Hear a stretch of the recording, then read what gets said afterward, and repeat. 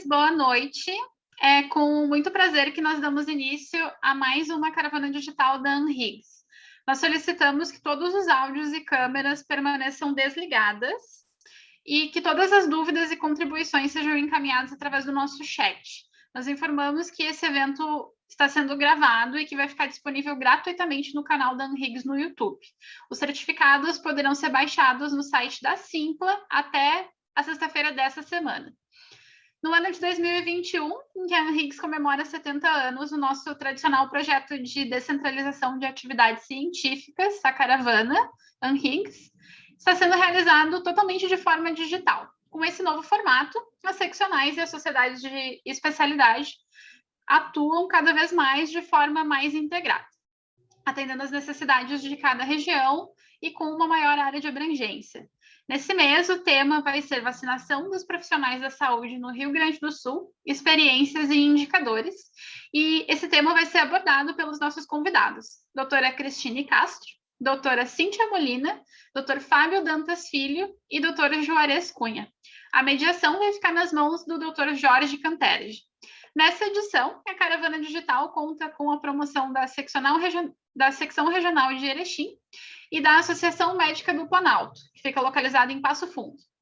Antes de passar a palavra para o nosso mediador, eu gostaria de convidar os representantes de seccionais parceiras que estão apoiando o evento de hoje a darem o seu boa noite. Então, primeiramente, eu vou passar a palavra para a doutora Jaqueline Greff, presidente da Secção Regional de Erechim. Boa noite, doutora Jaqueline. Boa noite, Júlia. Boa noite a todos os colegas da Anhiggs Porto Alegre, da Ameplan e da Associação Médica do Alto Uruguai, seccional de Erechim.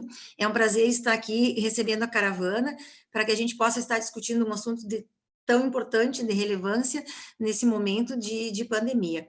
Né? Sejam todos bem-vindos e vamos ter, com certeza, uma excelente palestra. Uma boa noite a todos. Obrigada, doutora Jaqueline. Então, agora eu vou convidar o doutor Vinícius Dalmácio, que é diretor científico da Associação Médica do Planalto, para dar o seu boa noite. Boa noite a todos, é um prazer poder participar e gostaria de parabenizar a Anhiggs por essa iniciativa e aproximar nós aqui do interior, e é um prazer, junto com a Ameplan, junto com a doutora Cristine, participar e desejar um bom evento a todos, tá? Obrigada, doutor Vinícius. Hoje também nós temos a participação do nosso departamento universitário da Anhiggs. Nós temos a acadêmica Bruna Regina Arboit, que é acadêmica de medicina da URI, que está assistindo o evento e acompanhando conosco. Então, sem mais delongas, eu vou passar a palavra para o nosso mediador da noite, que é o doutor Jorge Canterge, médico especialista em gastroenterologia, medicina do trabalho e medicina do trânsito. Dr. Jorge é conselheiro eleito da Anhiggs, perito da Justiça do Trabalho, diretor científico da Sociedade Gaúcha de Medicina do Trabalho, ex-presidente da Unimed Porto Alegre e ex-presidente da Unimed Seguros. Dr. Canterge, a palavra está com você e uma boa palestra a todos. Muito obrigado. Estão ouvindo bem? Todo mundo? Sim, ouvimos bem. Então tá. Boa noite a todos. Agradeço, em nome da Sociedade Gaúcha de Medicina do Trabalho, a Sogante, o honroso convite realizado pela diretoria da Anhiggs, nas pessoas do Dr. Gerson e do Dr. João Rogério, para mediar esse evento. Essa caravana digital da Anhiggs se enquadra no projeto de interiorização que tem o objetivo de estreitar os laços com os médicos das seccionais e sociedades de especialidades, procurando uma maior integração e difusão de conhecimentos. Quero, em primeiro lugar, parabenizar a cidade de Passo Fundo pelo prêmio de vacinas recebido do governo do estado, como a campeã. O tema a ser abordado pelos palestrantes, como já foi dito, será o da vacinação dos profissionais de saúde do Rio Grande do Sul, experiência e indicadores. Os nossos ilustres palestrantes serão as doutora Cíntia Molina Bastos, médica de família e comunidade, mestre e doutoranda em epidemiologia e diretora do Centro Estadual de Vigilância em Saúde. A seguir, a doutora Cristina Castro, infectologista e intensivista do Hospital São Vicente de Paulo, mestre em pesquisa clínica pela Universidade de São Paulo, MBA executivo em saúde do Hospital Israelita Albert Einstein e secretária municipal de saúde de Passo Fundo. Dr. Fábio Dantas Filho, médico do trabalho, com residência em medicina do trabalho pelo Hospital de Clínicas de Porto Alegre, especialização em medicina do trabalho pela Universidade Federal do Rio Grande do Sul, título de especialista em medicina do trabalho pela ANANT, Associação Nacional de Medicina do Trabalho, mestre em endocrinologia e doutorando em pneumologia pela URGS, professor de medicina pela Unicinos, chefe do Serviço de Medicina Ocupacional do Hospital de Clínicas de Porto Alegre. E o Dr. Juarez Cunha, pediatra intensivista pediátrico, presidente da Sociedade Brasileira de Imunizações, médico da Diretoria Geral de Vigilância em Saúde da Secretaria Municipal de Saúde de Porto Alegre, membro dos comitês de cuidados primários e infectologia da Sociedade de Pediatria do Rio Grande do Sul e membro da Comissão Nacional Especialidades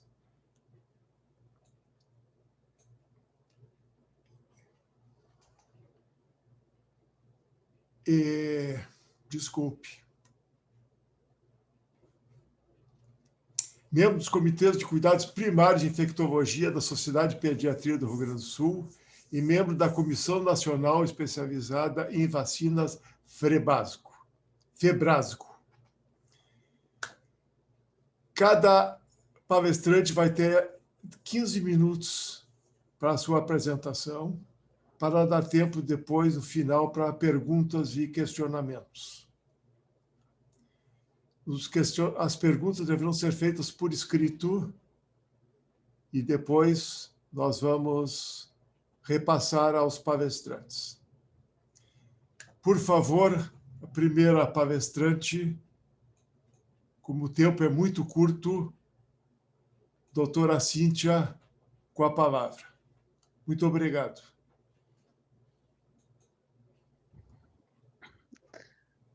Olá, boa noite. Eu queria, então, primeiro agradecer o convite da Anhiggs, a indicação do Dr. Fábio. Eu nem coloquei no resumo o currículo, porque não considero currículo, mas eu estou aqui no SEV cedida do Hospital de Clínicas, né? Orgulho em dizer que coletei pessoalmente os primeiros suspeitas de surto entre os trabalhadores, incluindo sábado e domingo ali em conjunto com o Fábio, exatamente com essa visão da gente proteger os trabalhadores que estavam lá na linha de frente, independente da profissão, né? Porque quando a gente está num hospital, numa unidade de saúde, a gente precisa de todas as pessoas trabalhando junto, senão não funciona, né? E acho o tema em especial até me chamou a atenção, porque está entre os assuntos que eu acho que eu mais tive que discutir, sempre olhando por um caminho diferente, né? E quantas vezes eu não sei que eu e o Fábio, a gente conversou desde para conseguir ver resultado, até conseguir ter certeza que dá para liberar um profissional para retornar ao trabalho.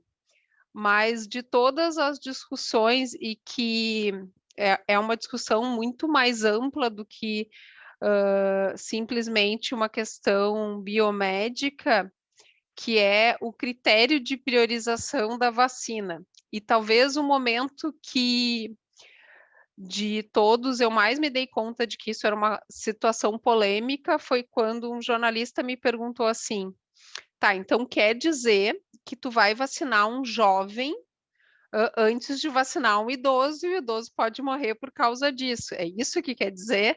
E aí eu pensei assim, eu disse, não, eu vou vacinar primeiro o médico, ou enfermeiro, ou fisioterapeuta, que eu preciso que esteja bem, porque demora muitos anos para formar, para que possa salvar o idoso, se não der tempo de vacinar, mas que eu espero que dê tempo. E na realidade é muito fácil de numa resposta rápida de algumas questões que são automatizadas e muitas vezes nós, como os profissionais de saúde, comunicamos mal para a sociedade, que a gente simplesmente se enrede num monte de jogo de palavras, né? Então, a gente tinha um momento que a gente queria achatar a curva, depois a solução era vacina, e agora tu tem 50% com a dose 1 e não é o suficiente, porque a ideia mágica é a mesma do coletar o colesterol, né? Se eu coletei o colesterol, eu posso sair e comer, porque afinal eu sei o valor, eu já fiz a minha parte, primeiro dia de dieta, é a mesma coisa que a primeira dose de vacina e tudo chegou, e a gente não fala mais sobre os longos processos para a gente conseguir o que quer, né? Temos uma geração, incluindo a gente mesmo, que entra no Netflix e escolhe o filme, né? Não fica esperando o filme passar na TV, que eu imagino que todos aqui devem ter vivido essa angústia, à exceção das meninas ali que estavam nos dando apoio, dos acadêmicos que não sabem o que é isso. Então, o que eu vou mostrar para vocês aqui num primeiro momento é uma parte antes disso tudo. Eu tenho que controlar o tempo, porque senão me empolgo. Antes disso tudo, que é o seguinte, só para eu ver o certo aqui.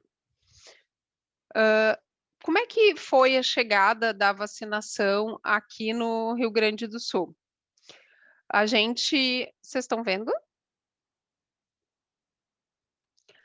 A gente, então, eu fiz esse primeiro resumo para o gabinete de crise e, na realidade, hoje eu me pergunto se ele está certo com 3 anos, eu não devia ter botado 30, talvez eu atualize até eu voltar para o hospital. Porque, na realidade, quando a gente vê chegar vacinas como a Pfizer, a gente esquece de falar que a Pfizer está estudando uma plataforma para fazer uma vacina dose única de influenza há 10 anos, né?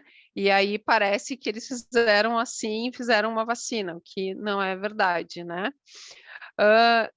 Então, tem toda uma rede atrás de uma campanha de vacinação que não aparece como boa parte do trabalho da vigilância, o que não é uma reclamação, fique claro, porque acho que a vigilância bem feita é a que não aparece.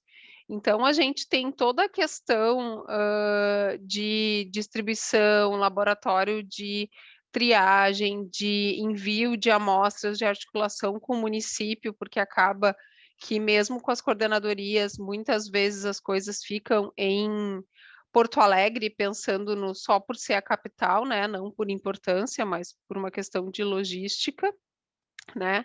A gente tem toda uma organização de compra de insumos, porque teoricamente as seringas fazem parte na vacinação da população, as vacinas vêm do Ministério da Saúde, assim como toda a organização do PNI, mas a seringa é competência do Estado e a mão de obra é competência do município. Então, a partir do momento que tem um simples detalhe de mudar a seringa de 3 para 1 ml, se tem que reconsiderar toda uma logística no momento que todo mundo quer comprar a seringa de 1 ml. Então, tem algumas questões que parecem que não contam, mas que, para quem está fazendo planejamento, tem que ter várias possibilidades, né? A gente tem uma rede de frio gigante que foi muito ampliada agora na pandemia, incluindo central aqui na central de distribuição, as coordenadorias, e aí o link com os municípios, tem toda uma questão de transporte, que a gente fala de imunizantes, mas eu acho que é uma questão de tempo para que se comece a falar cada vez mais de todos esses medicamentos termoláveis, né? Tinha toda a questão logística do ultra freezer, que eu acho que essa foi a que mais estressou a maioria das pessoas e era que eu tinha maior tranquilidade, porque para mim era óbvio que a indústria, por mais que colocasse, eles iam dar um jeito de... que foi o que eles fizeram, né? Aos poucos vai testando estabilidade, e agora a gente já não tem mais toda aquela dependência do ultra freezer. Tem uma questão que é bem difícil de atualização científica em tempo real, então, assim, dá conta de acompanhar as evidências e ainda com uma realidade de o que é evidência, o que é um indício, o que é uma evidência que dá para seguir, o que tem que esperar, nem sempre, ou talvez, né, nesse momento seja ainda mais difícil, e teve toda uma preparação para a identificação de eventos pós-vacinais, né? Então, tem campanha de imunização, o governo do estado libera as vacinas em algumas situações com pautas que são enviadas com helicóptero, avião, tentando fazer com que isso chegue no máximo 24, 48 horas, dependendo das combinações, para que a gente chegue o mais rápido possível nos municípios. Então, isso a gente tenta fazer de forma bem organizada, e tem todo o sistema de informação que é integrado junto com o Ministério da Saúde, e que vem disso, né, e sem dúvida nenhuma do prêmio, porque grande parte do nosso discurso era as doses registradas. A gente não sabe se as doses estão aplicadas até elas serem registradas. A partir do momento que a gente tem os municípios registrando as vacinas em tempo real, porque é lei, mas nem sempre a lei é o que se aplica, né? A gente consegue enxergar, e isso é muito importante quando a gente está fazendo gestão, se aquela vacina que foi aplicada, ela está causando efeito que se espera na população. E isso, nesse assunto dos trabalhadores, é muito importante, porque em determinados momentos, quando a gente começou a olhar grupos populacionais, a gente separou hospitais que tinham o seu grupo, corpo clínico de forma geral mais estável, para avaliar o efeito da vacina.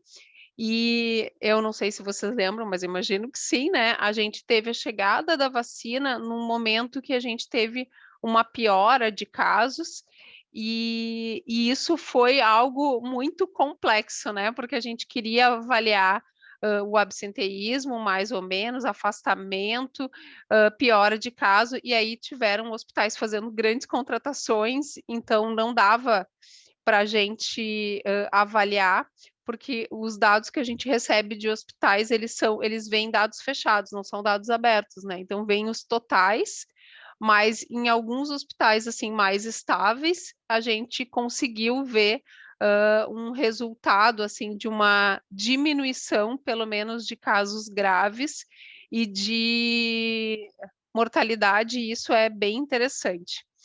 Então, aqui é só os agradecimentos, e para vocês terem uma ideia, né? A gente andava com tudo pronto, até que a gente teve, então, a vacina vai chegar, e aí a gente teve aqui, literalmente, diferentes pontinhos, até que o governador de São Paulo decidiu, a gente marcou a cerimônia no Hospital de Clínicas. Eu lembro que eu fiquei quase até, sei lá, 11 e pouco no aeroporto, dentro do carro da Polícia Federal, esperando para pegar a vacina, tentando fazer cálculo adequado, ver como ia ser dividido. A gente tinha todo um planejamento que era baseado em cima do que o PNI tinha feito, e a decisão do PNI nesse momento foi fazer uma divisão que lembra a divisão dos Estados Unidos, que é aquilo de 1% para os trabalhadores de saúde e 1% para outra coisa. O que eu não sei o quanto funcionou, acho que a doutora Cristine vai saber falar melhor do que eu. Eu sei que aqui, em termos de Estado, deu muitas confusões, principalmente para a gente explicar que a gente tem municípios de mesmo porte que precisam ter, que podem ter completamente diferentes em relação a concentração, né? Então é isso, o município que tem 3 universidades, ele vai ter um número de cursos da saúde, outro pode ter 3 universidades e não ter nenhum curso da saúde. E eles vão, num primeiro momento que existe a opção ou que pelo menos a diretriz é vacinar os profissionais de saúde, eles vão sofrer problemas em relação a isso. Então, a gente teve as primeiras doses entregues. Eu lembro que quando falaram para mim, a gente vai botar no avião, vai chegar, eu pensei, ai meu Deus, vai dar alguma coisa errada, vai cair um avião. Deu tudo certo, né? A gente conseguiu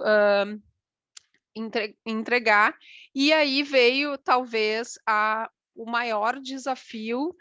Eu lembro eu sentadinha e eu pensava assim, e agora? E eu só escutava as pessoas me dizendo, nós vamos esperar o Ministério, e eu não sei se vocês lembram, mas eu nunca vou esquecer, o Ministério não se pronunciou, e tanto que o número do informe técnico do Ministério, ele é descompassado da remessa por causa disso. Então, a gente teve que definir tecnicamente para passar para as coordenadorias e precisava tinham que existir critérios, né? Qual nesse momento foi o medo? Se a gente liberar proporcional aos municípios e colocar trabalhadores da saúde, o que vai acontecer? Esses trabalhadores vão ser vacinados só médicos? A moça da higienização vai ser vacinada, que trabalha na UTI? Não vai? Quem é que a gente quer que vacine? E aqui eu acho que talvez tenha sido o momento que o Centro Estadual de Vigilância mais volta para as raízes e que a gente consegue aprofundar um pouco um debate que vem em cima do quê? Qual o objetivo da vacina, né? Para que se vacina as pessoas? Né? O que a gente consegue vacinando uma população num ambiente que tem uma alta carga viral e voltar aquelas recomendações lá da OMS que existem e que tem 3 norteadores, sendo que o primeiro é manutenção dos serviços mínimos que precisam existir. Só que quando a gente fala em serviços mínimos, a gente está falando de epidemias curtas, né? É uma onda e não um prolongamento de onda, não sei mais nem como é que é o nome. Mas, assim, a gente está falando de uma pandemia e não de uma sindemia. Porque a partir do momento que tu está numa sindemia, que é isso que a gente tem hoje, né, um movimento sinérgico em que determinantes sociais de saúde vão afetar a saúde de forma diferente, os critérios de essencialidade, eles mudam. E aí a gente tinha que desenvolver técnicas para conseguir pensar isso. Então, uma regra foi assim, se fosse uma guerra e tivesse tendo tiro na rua, quem é que sai de casa? Quais são as pessoas que têm que sair? Né? Então, a gente pensava isso. Não, então, olha só, tem um mínimo que a gente precisa. Primeiro, que é aquilo ali, avaliação técnica, a gente foi concentração de partícula viral no ambiente. Lembrem que nessa época a gente ainda tinha a parte do contato, né? Bem menos, mas ainda tinha. Mas tinha certeza da questão de aerossol, então as UTIs eram. Tem toda a questão de que os profissionais de saúde se contaminam em salas de lanche, então a gente precisava manter esses profissionais bem protegidos como grupo, né? Tem que diminuir a contaminação. E a gente tinha também muita dificuldade de começar a delimitar o que é linha de frente, o que não é linha de frente, o que é e o que não é profissional de saúde.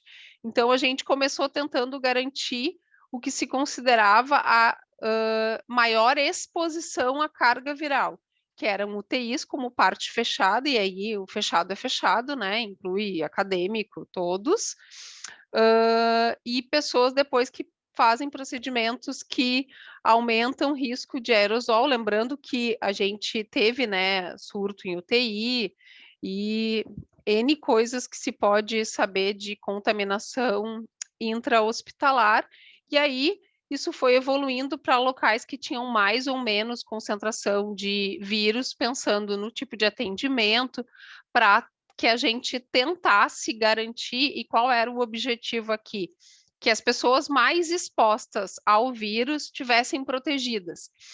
E qual era a importância disso? É que muitas vezes a interpretação disso era: eu sou obrigado a trabalhar. A interpretação disso era: eu tenho contato com um monte de gente, né? Enquanto na realidade a interpretação era assim: eu vou tentar diminuir um pouquinho o teu risco de te contaminar, visto que tu está exposto a uma quantidade de vírus maior que X. Então, os objetivos, eles eram diferentes, assim, e o peso que foi dado para a vacina, ele mudou em alguns aspectos. Então, o que que a gente retomou, né? Que é o objetivo manter o local que atende, que nesse momento da Covid, que a gente tem uma doença de letalidade baixa, né? Pode não parecer importante, mas se a gente passar tudo isso para o Ebola, né? Começa a mudar a forma de ver, né?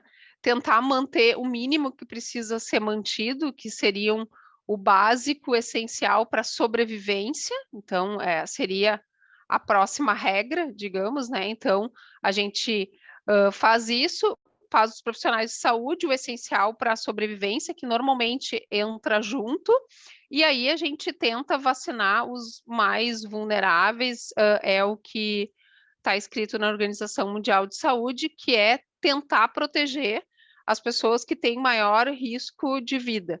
Poderíamos entrar aqui numa discussão enorme filosófica de quantos são necessários tratar para uma vida, quanto não são, se isso é custo efetivo em termos de saúde pública. Acho até que são discussões válidas, mas foi o critério que foi tomado na maior parte do mundo e que ainda me parece o mais fácil de explicar. Eu sempre penso isso assim, né?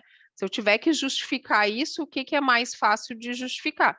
Justificar que tu vai tentar proteger primeiro o mais vulnerável, que tem maior risco, tem sentido, e o outro raciocínio é muito parecido com o do avião, que era o exemplo que eu dei muitas vezes, né? Primeiro bota a máscara em ti para tu poder proteger o outro, se usa isso para salvar a vida em afogamento, em várias situações. Então, a questão da vacina, ela foi exatamente igual, e o que talvez gerou muita dificuldade nesse processo de vacinar trabalhadores foi as questões dos 34%, que foi como a gente começou. Os hospitais ainda têm alguma facilidade, né? Porque eu vou ali e entrego vacina no hospital de clínicas e ele vacina os profissionais, mas a gente viu situações, por exemplo, nos professores de alguns municípios, dizendo: não, tu mora aqui, mas tu trabalha em outro lugar, então ter que retomar, né? Olha só, o Programa Nacional é para todo mundo. A campanha de vacinação, acho que ela foi isso, né? Como diz uma residente minha, uma revisitação a conceitos que a gente viveu. Então, essa é a passada do como começou, né, os profissionais. Depois, no final, eu posso comentar melhor, posso até pegar, eu tinha separado os números dos hospitais da região, até não achei, porque a gente viu um marcador específico, a gente avalia absenteísmo ali, o Fábio sabe que preenche sempre a tabelinha de profissionais de enfermagem, profissionais médicos, em relação a afastamento por questões de Covid. No início a gente avaliava até por questões de saúde mental. O objetivo disso é identificar mesmo, existe toda uma equipe de saúde do trabalhador aqui que tenta apoiar junto aos Serestes essas ações. Ainda, eu acho que muito aquém do que eu gostaria, mas que aos poucos a gente consegue fortalecer mais a saúde do trabalhador, inclusive no sentido de preservar a saúde mental, de se apoiar, de reconhecer, né, o que a gente pode fazer para se proteger mais como profissional, a dar a mão um do outro. Muitas vezes a gente não se dá conta que a gente cria uma sobrecarga para o colega, ou cria problemas que não existem e que a gente poderia ajudar de forma objetiva, né? De pegar junto, assim, dividir o peso faz todo mundo mais forte, que é parte do que a gente vem tentando construir aqui junto com a organização das vacinas em relação aos municípios no estado, e a gente se fortalecer, e que tem dado muito certo, e que eu fico muito feliz, assim, de escutar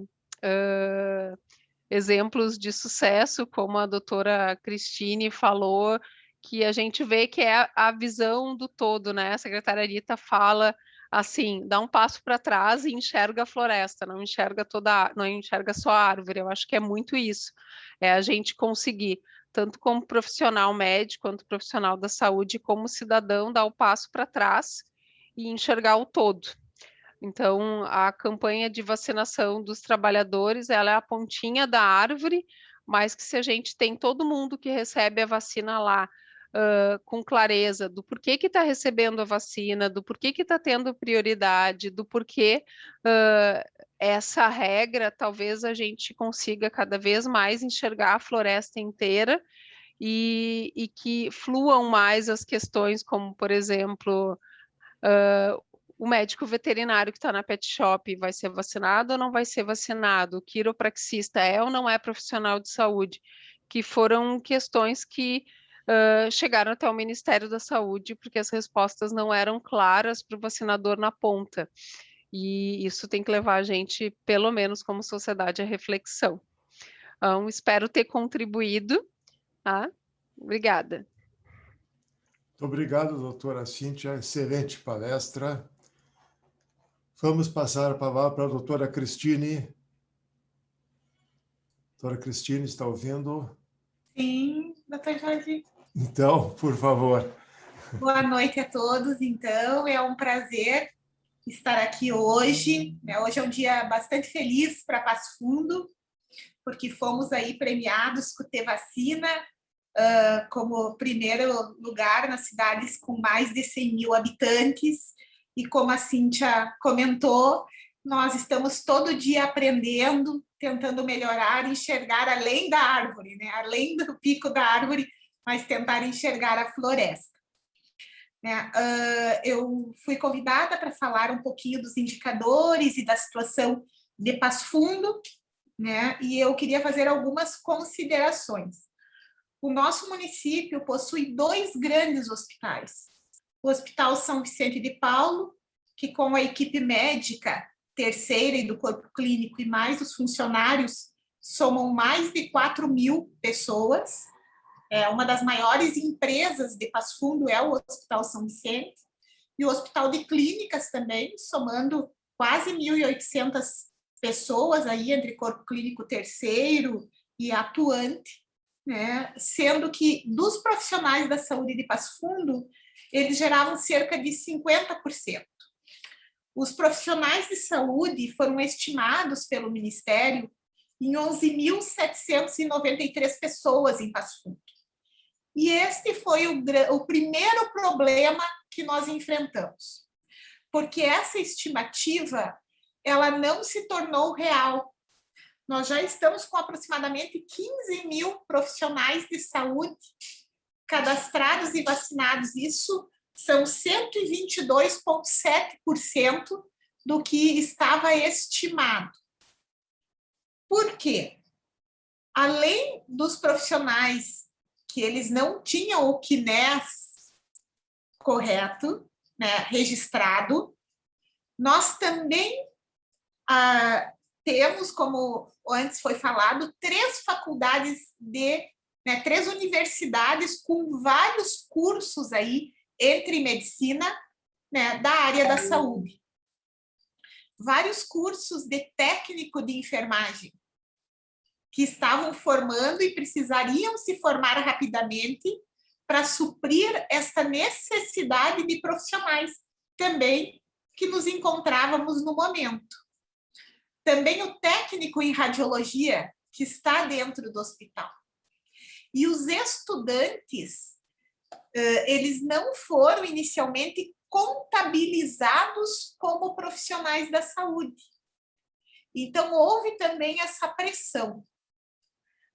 Sobre o Covid, a importância da vacinação, como a Cíntia falou, para os hospitais, para os profissionais da UTI, não houve sequer questionamento em Passo Fundo. Isso foi muito importante porque a comunicação de vacinar quem cuida de você foi muito importante. Então, nós não tivemos resistência da comunidade, questionamento da comunidade. Houve esse entendimento e foi bastante tranquilo. O que realmente houve muita discussão foi como a Cíntia comentou, os profissionais que não atuavam nos hospitais. Outros profissionais da área da saúde que atuavam fora dos hospitais. E aqui eu gostaria de ressaltar as secretárias dos consultórios médicos. Também não estava bastante claro essa vacinação. Então, também fomos criando critérios e depois que a nossa pactuação do Estado desenvolveu o critério de idade, acabando os grupos prioritários ali, depois dos professores, né, dos profissionais da área de educação, o critério de idade nos ajudou também nessa evolução da vacinação. Aqui eu gostaria de fazer também uma menção à vacinação do influenza. Nós sempre tivemos altos índices de vacinação para os trabalhadores de saúde na vacinação do influenza. Este ano estávamos abaixo de 60% de busca a esta vacina, sendo que a maioria que aderiu à vacinação de influenza foram os profissionais das instituições hospitalares. Os profissionais que são profissionais da saúde, não da rede hospitalar, estavam procurando pouco essa vacinação do influenza. E isso é bastante importante, porque são duas doenças que podem se confundir nos sintomas, e sempre os profissionais da saúde tinham tido essa boa adesão, chegando a 90% em Passo Fundo, tranquilamente. Fizemos aí algumas campanhas, dia D da vacinação, reforçamos esse pedido e conseguimos chegar em cerca de 70% na área da saúde. Então, aqui fica esse alerta também, não só da situação Covid, como da situação dos trabalhadores de saúde para o influenza. Outro dado que eu gostaria de citar foi como evoluímos na vacinação dos acadêmicos. Inicialmente, fizemos um cronograma na medicina, considerando os 2 últimos anos, os 4 semestres finais, e nos outros cursos da área da saúde, o último semestre, priorizando, então, os alunos, os acadêmicos que seriam formandos. No decorrer da evolução da vacinação contra a Covid, com o recebimento mais frequente de doses, fizemos grupos de acadêmicos evoluindo em todos os cursos das áreas da saúde. Fizemos também repescagens para que profissionais que não conseguiram se vacinar no seu tempo adequado voltassem a se vacinar em horários e dias específicos. Isso também foi outra ação que nos ajudou bastante. O que observamos no Hospital São Vicente de Paula, é um hospital que eu tenho bastante contato, ele foi também após o início da vacinação, visualizamos muito a queda do afastamento dos profissionais. Então, isso foi bastante visto nos indicadores do SESMIT, né, do Serviço de Segurança do Trabalhador, também com uma queda de praticamente 60% do afastamento. Chegamos a termos mais de 200 profissionais da enfermagem afastados, caindo para menos de 30 pessoas afastadas. Então, isso foi bastante observado também. Em relação à equipe médica, tivemos afastamento, sim, mas gravidade de casos em equipe médica, nós tivemos um caso bastante grave de um colega não vacinado que veio ao óbito. E em alunos acadêmicos da medicina, também tivemos um caso.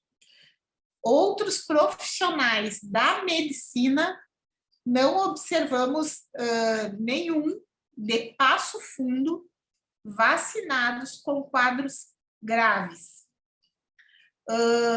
Temos também profissionais da enfermagem que chegaram a serem encaminhados para a UTI, mas com poucos casos que evoluíram de forma mais grave e necessitaram de intubação, considerando a pós-vacina. Então, acreditamos que a vacina foi determinante dessa boa evolução dentro das instituições de saúde para que diminuísse o afastamento e a gravidade dos casos. Esse olhar que eu queria dar é bem próprio de Passo Fundo e gostaria de ressaltar novamente a importância de um olhar das instituições de saúde, aí a ANRIGS com seu núcleo acadêmico, que falasse por todos os profissionais da saúde, não só pela área médica, com essa busca de vacinas, principalmente para cidades que têm um grande número de estudantes da área da saúde, como é Pelotas, Caxias, Porto Alegre, Passo Fundo, entre outras. Aqui só estou citando algumas, né, para que esses números de estudantes da área da saúde fossem contabilizados como profissionais da saúde pelo Ministério. Era essas considerações que eu queria dar, né, uma visão bastante rápida da cidade de Passo Fundo para dar tempo aí para os debates depois, que eu acho que são os mais interessantes aí, discutirmos alguns pontos depois das palestras. Muito obrigada, doutor Jorge, por essa oportunidade de trazer a realidade de Passo Fundo para os colegas aqui da ANRIGS. Nós é que agradecemos, doutora Cristina, parabenizar de novo pelo prêmio do governo do Estado. E vamos passar a palavra, doutor Fábio, está na linha? Sim. Então, por favor, doutor Fábio, esteja com a palavra. Uma ótima noite a todos. Eu agradeço ao doutor Canterge por me apresentar. Queria fazer um agradecimento especial ao doutor João Rogério pelo carinhoso convite, né, para estar aqui. Agradeço à ANRIGS também a oportunidade. Aos colegas que estão aqui comigo também apresentando, a doutora Cíntia, né, foi uma super parceira aí de momentos tão especiais, tão importantes, desde o início dessa vacinação. A doutora Cristina, que falou antes de mim e certamente abordou alguns pontos que eu vou comentar. Eu vou tentar ser bastante breve para que a gente possa aproveitar mais momentos de discussão e menos de PowerPoint de apresentação. Então, só um minuto enquanto eu encontro aqui a minha janela da minha apresentação.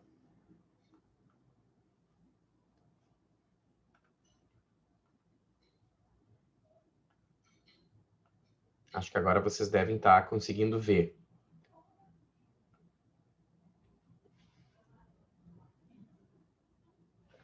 Alguém pode me confirmar? Estamos vendo. Estamos vendo. Perfeito. Bom, vários aspectos já foram abordados aqui pela doutora Cíntia. Acho que foi um passeio muito legal sobre as questões tão complicadas envolvendo a vacinação COVID. Muito obrigado, já antecipou boa parte da minha fala aqui, sabes muito bem que nós compartilhamos muito dessas dúvidas e dessas angústias aí. Certamente, no teu caso, vendo uma floresta muito maior do que a minha pequenininha, assim, de meio hectare lá do Clínicas. Mas para todas as pessoas que estão nos assistindo agora, eu vou, dentro do possível, tentar mostrar um pouco para vocês como foi a nossa experiência aqui em Porto Alegre, no Hospital de Clínicas de Porto Alegre. Talvez algumas dessas questões possam ser compartilhadas por vocês em momentos vividos aí, em diversas situações que vocês tiveram, e algumas coisas podem ser levadas adiante, né? Espero que de alguma utilidade. Então, fico aberto para comentários depois. A gente, rapidamente, fazendo um panorama aqui, acompanhava de longe como o Serviço de Medicina Ocupacional, imaginem, eu, médico do trabalho, era chefe da unidade de Medicina do Trabalho do nosso serviço, vínhamos acompanhando de longe, já com uma suspeita ali de que aquelas notícias que vinham da China poderiam, de alguma forma, chegar até nós, e sempre o médico do trabalho tem uma anteninha ligada dentro do SESMIT para essas questões de vigilância e deve sempre se preparar para tudo que envolve saúde ocupacional, pode acabar chegando, né, tendo que envolver a nossa atuação como médicos do trabalho.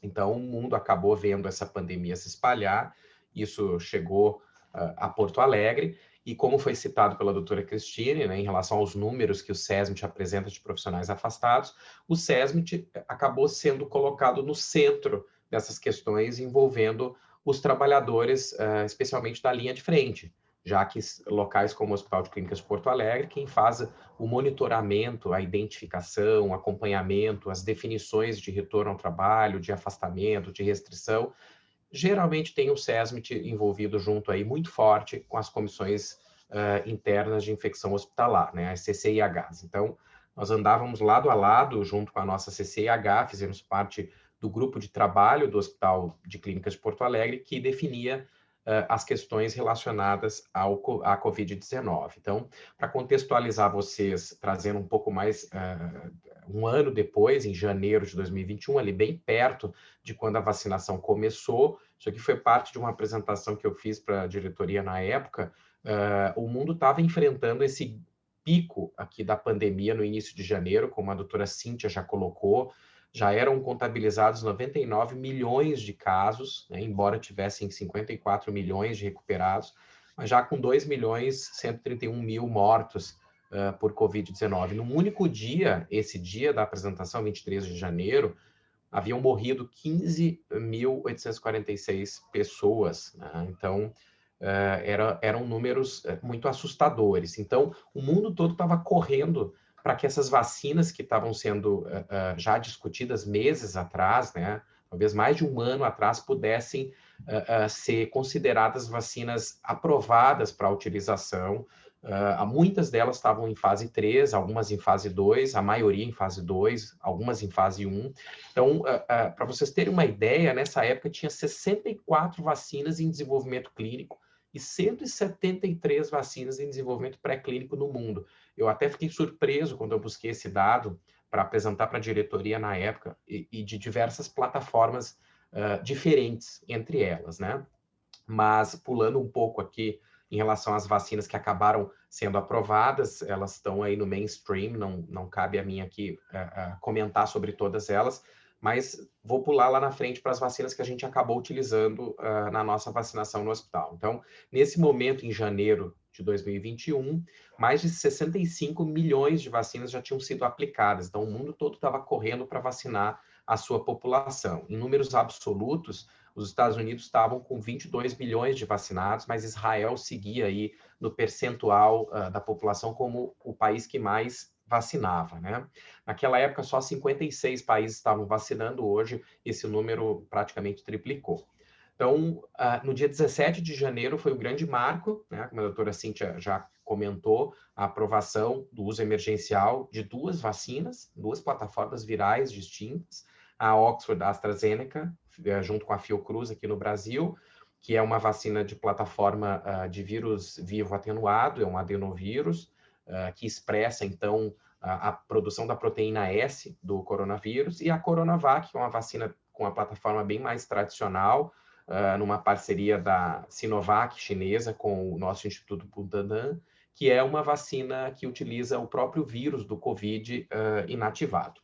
Então, tirando as palavras que foram colocadas aqui na apresentação da Anvisa, que foi muito acompanhada por nós, né, SESMITs de vários hospitais, os benefícios das vacinas superavam os riscos naquele momento e atendiam aos critérios de eficácia e segurança. Só para trazer um grande resumo de uma apresentação longa que a Anvisa fez no dia da aprovação. Então, já no dia seguinte, 18 de janeiro, começou-se a distribuição dessas vacinas no Brasil. Tinham 6 milhões de doses de Coronavac disponíveis e estavam vindo da Índia, mas foi suspensa naquele momento as 2 milhões de doses de vacina de Oxford, que foram, né, nos dias seguintes, nas semanas seguintes, acabaram chegando. Então, em 17 de janeiro, o primeiro vacinado em São Paulo, e os demais estados receberam a vacina para dar início no dia 18 de janeiro. E só comentando que São Paulo, em 24 de janeiro, já tinha 618 mil vacinados, o estado, e na capital, 132 mil. Aqui no hospital, então, o comentário que eu fiz ali na apresentação da Cíntia foi um momento muito marcante, porque a Cíntia trouxe embaixo do braço essa caixinha com as 5 doses de vacina que foram aplicadas no Hospital de Clínica, simbolicamente, né, foram aplicadas em pessoas chaves, um idoso, uma pessoa que era indígena, um profissional de saúde, médico. Então, foi bem legal esse evento e foi muito marcante para todos nós. Tem pessoas aqui da minha equipe do Hospital de Clínicas de Porto Alegre que participaram, então, dessa vacinação simbólica, né? Isso ocorreu quase meia-noite. Então, imaginem, super cansados ainda de todas as questões do enfrentamento Covid, ainda temos que organizar tudo isso. Mas o mais difícil não foi o dia, né? Foram os dias seguintes. Então, quando a gente teve que preparar uma equipe bastante reduzida no nosso serviço de medicina ocupacional para se preparar para realizar toda essa campanha vacinal no hospital que a gente tem mais de 14 mil crachás, né? Imaginem que é uma mini cidade para a gente fazer tudo isso funcionar.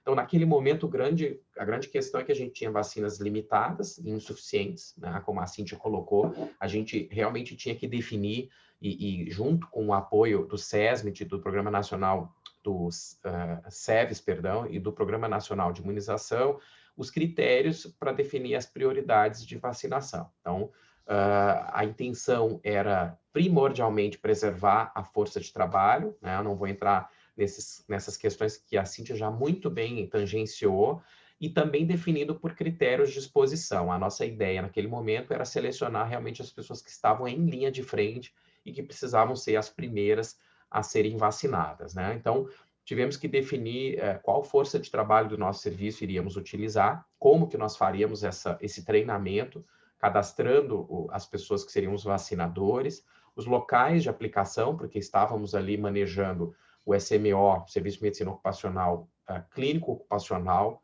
mais o Serviço de Medicina Ocupacional dedicado ao atendimento a profissionais de saúde com suspeita de Covid, e ainda tínhamos, então, que designar uma área e preparar toda uma equipe para fazer essa vacinação.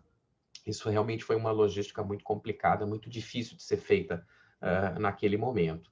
Além das questões relacionadas à logística de pessoal e de local, toda a parte relacionada a registros. Então, ainda não estava muito claro para nós como seriam os registros dessas doses aplicadas, mas a gente sabia que precisaríamos ter todos os dados possíveis para um registro posterior, já que o registro imediato no Sistema de Informação do Programa Nacional de Imunização, o famoso CIPINE, ele era muito demorado, o sistema estava instável, precisava de senha, realmente não dava para fazer a vacinação de centenas de pessoas num único dia. Nós chegamos a vacinar 600 pessoas num único dia, era impossível de fazer tudo ao mesmo tempo. Então, a gente criou um processo que utilizava a utilização de formulários, questionários semi-estruturados para que eles alimentassem um banco de dados, uma planilha que seria depois utilizada para alimentação e registro, então, dessas informações. Nós fomos instados, então, a identificarmos quem eram os profissionais da linha de frente. Então, esse tipo de trabalho, certamente, são experiências que vocês também tiveram, teve que ser junto com a gestão de pessoas, os diversos RHs por aí afora, no nosso caso, a Coordenadoria da Gestão de Pessoas, a CGP, junto com as listagens por organograma, nós conseguimos, então, uma estimativa de profissionais de saúde que estavam na linha de frente.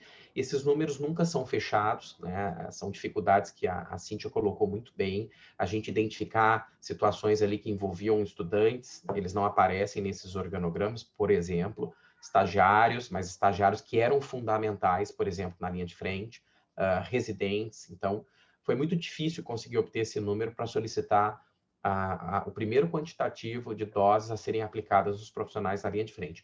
Havia uma angústia muito grande de profissionais de diversas áreas do hospital e uma dificuldade de entender e de aceitar que eles não participavam, não pertenciam ao que era considerado linha de frente naquele momento. Então, foi preciso realmente um trabalho conjunto com a diretoria, com os assessores, a comissão interna de infecção hospitalar, com a gerência de risco, até pessoas que trabalhavam no comitê de ética do hospital tiveram que participar dessas questões e dessas discussões para que a gente realmente conseguisse aplicar a vacina para quem era devido naquele momento. Então, isso talvez tenha sido a logística mais difícil. Naquele momento, nós selecionamos, então, 1.660 pessoas e encaminhamos esse número ao Núcleo de Imunizações da Prefeitura de Porto Alegre e recebemos, então, as vacinas, 1.700 doses para realizar essa vacinação. Então, fizemos o treinamento dos gestores dos dados, né, que seriam cadastrados no CIPINE, e dos vacinadores que fariam a aplicação. Recebemos as doses confirmadas no dia 19 de janeiro. Essas vacinas chegaram e foram cadastradas, então, no almoxarifado. Teve toda uma logística de armazenamento que era bastante preocupante, tanto em relação a questões envolvendo segurança, né? Naquele momento todo mundo queria vacina, então era muito complicado a gente deixar aquelas vacinas em locais que não fossem extremamente seguros, e também de registro de lotes, de quantitativos. A Cíntia também colocou um aspecto importante, que era o aproveitamento do número de doses nos frascos multidoses. Isso foi uma situação bem delicada, bem complicada, porque envolvia um cálculo mais difícil em relação às segundas doses, que em algumas situações vieram com frascos com quantidades diferentes, né, de vacinas por rendimento.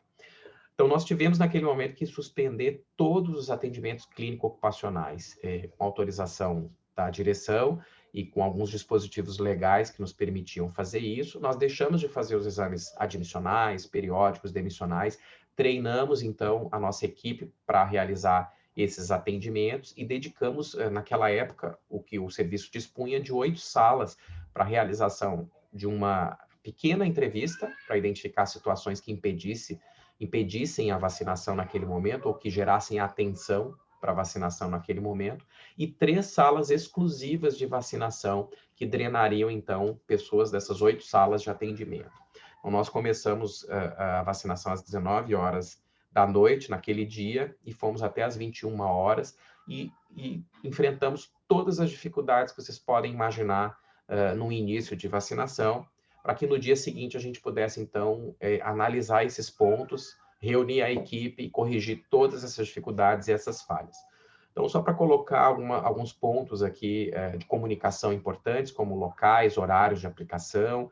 Vocês estão vendo aqui, isso aqui foi uma foto do primeiro dia, um adesivo super mal feito aqui no chão, indicando a fila. Nós chegamos a ter 300, 400 pessoas numa fila, no momento em que a gente não podia fazer aglomeração, então era muito difícil, muito delicado fazer isso, inclusive considerando que havia pessoas na fila que não eram do grupo de risco. Então, a gente precisou ter uma lista, checar o nome dessas pessoas na lista, e enfrentamos muita dificuldade quando chegava na fila uma pessoa que tinha esperado mais ou menos 1 hora e ela não estava no grupo de priorização, né? Tinha sido informado previamente, mas mesmo assim as pessoas ficavam na fila. A gente tinha a questão também dos sujeitos de pesquisa. Naquela época, o hospital estava com 2 pesquisas em andamento, a pesquisa de Oxford e a pesquisa da Janssen, e ainda tínhamos a pesquisa realizada na PUC-RS, que era a pesquisa da Coronavac, que já estava sendo feita antes da liberação pela Anvisa para toda a população. Então, essas pessoas precisavam ter o seu descegamento autorizado, para que elas pudessem saber se tinham recebido placebo ou não, e aí sim pudessem entrar na vacinação caso tivessem recebido placebo, ou recebessem a vacina caso não fossem placebo. Então, a gente teve muita dificuldade também nesses primeiros dias, com pessoas que queriam ser vacinadas por estarem na linha de frente, CTI, emergência, médicos, enfermeiros, que tinham participado de projetos de pesquisa e que ainda não tinham o seu descegamento autorizado naquele momento. Então, elas ficavam muito chateadas por não poderem, né, serem recomendadas a aguardar um posicionamento das pesquisas em relação à sua vacinação. Eu vou passar isso aqui, já que a gente tem pouco tempo.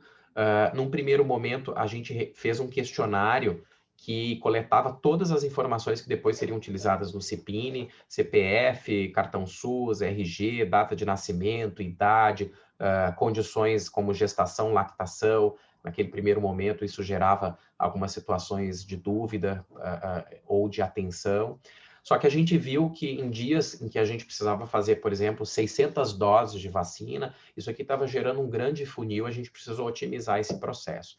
Então, depois de mais ou menos 800 doses aplicadas, nós reunimos toda a equipe e refizemos esse processo para dividir uma primeira etapa realizada pelo próprio profissional de saúde através de um link na intranet. Então, nós criamos um formulário pré-vacinação, em que o profissional de saúde preenchia 90% desses dados, em que se perdia muito tempo numa sala de vacinação do nosso serviço preenchendo.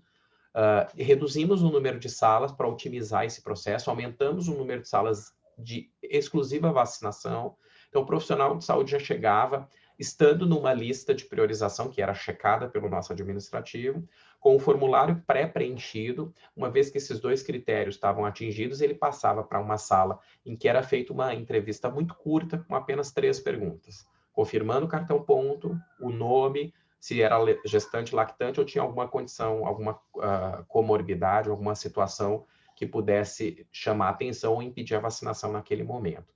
Então, esses dados depois foram transpostos para uma planilha, em que esses cruzamentos de cartão ponto e nome e outros identificadores passaram a ser feitos de uma forma automática, para que a gente tivesse, então, os dados e apresentássemos diariamente no grupo de trabalho junto à direção. Outro ponto importante foi a logística de avaliação de prováveis eventos adversos. Nós incorporamos essa logística ao atendimento que se inicia por teleatendimento dos profissionais com suspeita de Covid, que nós já fazíamos há mais ou menos 1 ano. Então, a partir de um pedido de consulta feita por teleatendimento, essa pessoa era contactada por um médico, seja porque ela tinha sintomas de Covid, seja porque ela estava com um provável evento adverso pós-vacinal. Então, esse atendimento era feito clinicamente por teleatendimento e, se necessário, encaminhada para uma avaliação presencial na nossa área, que era chamada de SMO Covid. Esse monitoramento gerava também, através de um formulário Google, uma planilha. Essa planilha passou a ser o nosso balizador de acompanhamento de eventos adversos das vacinas. Inclusive, para fins de pesquisa, a gente passou a fazer esse monitoramento e comparação das 2 vacinas que estávamos utilizando no hospital, vacina de Oxford e de Coronavac. O desenrolar desse critério de priorização, à medida que novas doses foram chegando ao hospital, seguiu essa mesma dificuldade, essa mesma complexidade. A cada grupo que a gente avançava, eu estou mostrando aqui na tela para vocês, a gente tinha uma dificuldade para apresentar esses grupos e para criar os limites, para que pessoas dos grupos seguintes não pudessem, naquele momento, furar a fila de vacinação. Vocês devem ter acompanhado na mídia, certamente as questões de fura-fila foram muito importantes, muito complicadas nesse momento, e dentro de um hospital em que a gente tem todo tipo de trabalhador e diversos tipos de exposição ocupacional, realmente foi muito difícil fazer essa criterização, seguindo exatamente o que dizia o Programa Nacional de Imunização, mas adaptado para a complexidade do nosso contexto. Então, nós dividimos em grupos 1A e 1B, né, linha de frente. No caso do grupo 1B, por exemplo, só para citar para vocês, eram profissionais que atuavam diretamente, regularmente com Covid-19, mas com menor volume, intensidade ou risco do que as áreas priorizadas no grupo 1A. Aqui incluía trabalhadores que tinham uma exposição muito elevada, mas não eram, por exemplo, de CTI, emergência ou internação de áreas dedicadas Covid. Aqui, só para mostrar para vocês uma das nossas planilhas, esse é um dado de hoje, tá? Eu salvei alguns minutos antes aqui da apresentação. Nós tínhamos listados 8.764 profissionais de saúde do hospital para vacinação. Já tínhamos feito até esse momento 97% dos listados. Os outros 3% não são necessariamente pessoas que não foram vacinadas, mas podem ter sido profissionais de saúde que fizeram a vacinação em outros locais e que ainda não nos comunicaram através de formulário. Uma parte desses 3%, uma parte muito pequena, são de profissionais de saúde realmente que não realizaram a vacinação por nenhum motivo registrado e que, portanto, vão ser chamados para preenchimento de um formulário de recusa vacinal. Esse é outro ponto bastante complexo e delicado que merece uma ampla discussão. Eu imagino que nós vamos abordar esse ponto na mesa redonda. Então, já tínhamos, com segundas doses, 98,6% dos que fizeram a primeira dose. Esses 1,4% são pessoas que se vacinaram agora há pouco tempo, por várias razões, ou porque tiveram Covid, ou porque estavam no grupo 4, ou porque entraram há pouco tempo no hospital, né, há algumas semanas fizeram a primeira dose. Alguns desses fizeram a primeira dose com Oxford, eles estão ainda na janela dos 3 meses para realizarem a segunda dose. E o ponto que talvez seja o mais importante, a doutora Cíntia já comentou, através da vigilância que é feita nos hospitais em relação ao impacto da vacinação, eu queria trazer um vislumbre de alguns dados que nós estamos preparando para publicação, para apresentar o quanto essa vacinação realmente impactou os nossos processos em relação a afastamento, internação de profissionais de saúde, casos graves e número de positivos. Então, eu colei aqui para vocês uma evolução que considera pelo menos as últimas 20 semanas, a partir de janeiro de 2021. Nós temos aqui o número de novos casos positivos naquela semana de avaliação e a data da semana em que se inicia, o número de atendimentos realizados na semana e o número de profissionais com suspeita de Covid dentro desses atendimentos, que mereciam, então, uma coleta de suave para identificar se eles eram positivos ou não para Covid. Essa diferença entre o número de atendimentos e o número de coletados se deve ao fato de que alguns desses atendimentos eram por eventos adversos pós-vacinal, alguns desses atendimentos eram para acompanhamento dos casos já identificados, que complicavam ou que precisavam receber alta do acompanhamento. Nós sempre fazemos uma avaliação no último dia de avaliação, seja na época em que definíamos um afastamento de 14 dias, seja na época que definimos um afastamento de 10 dias, isso variou ao longo do tempo, e conforme os protocolos, né, nacionais e internacionais. Então, os pontos que eu tirei como chaves aqui para vocês entenderem, considerando uma semana de acompanhamento epidemiológico de 22 de fevereiro, nós chegamos a ter 80 casos positivos entre profissionais numa mesma semana. Em 15 de março tivemos 37, em 12 de abril 8 casos, 24 de maio 10 casos, e nessa última semana que passou, para nossa grandíssima surpresa, apenas 3 casos registrados. Foi o menor número desde o início do acompanhamento dessa série histórica na nossa pandemia. O número de coletas realizadas, para vocês compararem aqui, foram 365 em 22 de fevereiro, 273 em 15 de março, culminando, então, nessa última semana, com 117 coletas realizadas. Esse número ainda é muito elevado, porque nós temos uma sensibilidade muito alta para a coleta. Qualquer sintoma que possa sugerir uma síndrome gripal, em períodos em que as pessoas estão tendo muita rinite, estão tendo muita infecção de vias aéreas superiores por outros agentes, a gente prefere que as pessoas venham, testem, nós conseguimos produzir o resultado no mesmo dia, do que as pessoas demorem 2, 3, 4, 5 dias, porque acham que aquela rinite não é nada, e na verdade aquilo era Covid, e essa pessoa está expondo os seus colegas num ambiente de trabalho de maior risco, mesmo em uso de EPI. A gente realmente é muito sensível e nossas campanhas têm sido nesse sentido de aumentar essa nossa capacidade de o mais rápido possível testarmos os nossos profissionais. Então, de 117 pessoas coletadas, tivemos 3 positivos durante toda a semana que passou. Em relação ao número de afastados do trabalho, a doutora Cristine colocou esse ponto, né, que é um ponto de destaque aí em todos os setores, serviços, cidades, municípios que atendem trabalhadores de saúde. É muito complicado você ficar com 111 profissionais de saúde afastados, como aconteceu aqui em 22 de fevereiro, numa semana epidemiológica gravíssima em relação a transmissão desse Covid, né? Essa transmissão, parte dela foi ocupacional, nós não tínhamos como descartar na nossa avaliação de nexo ocupacional de que teria ocorrido dentro do ambiente laboral, mas uma grande parte dela por causa do cenário que estava acontecendo realmente lá fora. Pessoas que pegam 2, 3 ônibus para virem ao trabalho, familiares que trabalham em 2, 3 empregos, até em 2, 3 hospitais diferentes, que fazem plantão em diversos locais, infecção com o filho, com o sobrinho, o neto, enfim. Até chegarmos em 12 de julho com o nosso menor número em toda a pandemia, com 4 afastados. Então, realmente, a gente percebe um impacto muito grande e tem um papel importante a vacinação nesse impacto. É claro que a gente tem também um número de profissionais que já tiveram Covid, que também é bastante elevado. Nós chegamos a ter 39,8% dos profissionais monitorados que tiveram positivo para Covid.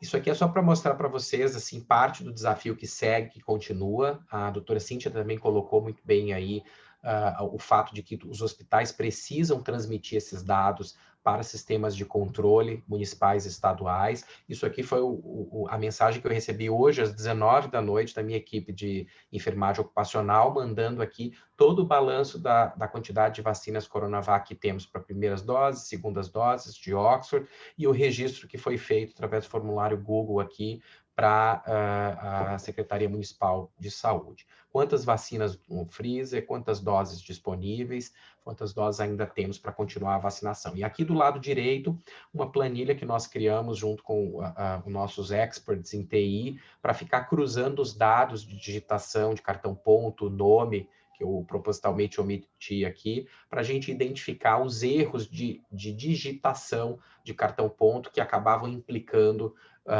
em não identificação no nosso sistema de pessoas que teriam feito efetivamente a segunda dose, mas que, na verdade, no registro apareciam como não tendo feito por causa de um erro de digitação. Então, quando se trabalha com planilhas que tem 9 mil, 10 mil dados, a gente realmente tem muita dificuldade, precisa criar ferramentas para ficar rechecando esses dados, até o momento que a gente passa para os sistemas públicos.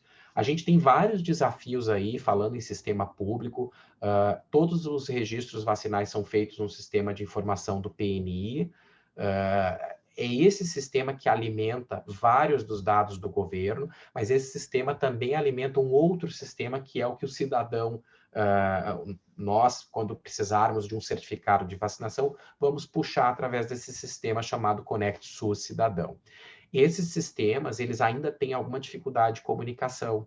Então, mesmo que nós tenhamos registrado doses no CIPINE, algumas pessoas alegam que quando entram no Conect SUS não conseguem, então, o seu registro como tendo sido vacinadas. Então, essas falhas de comunicação podem implicar, por exemplo, em dificuldade de viajar para países que exigem, perdão, um certificado vacinal.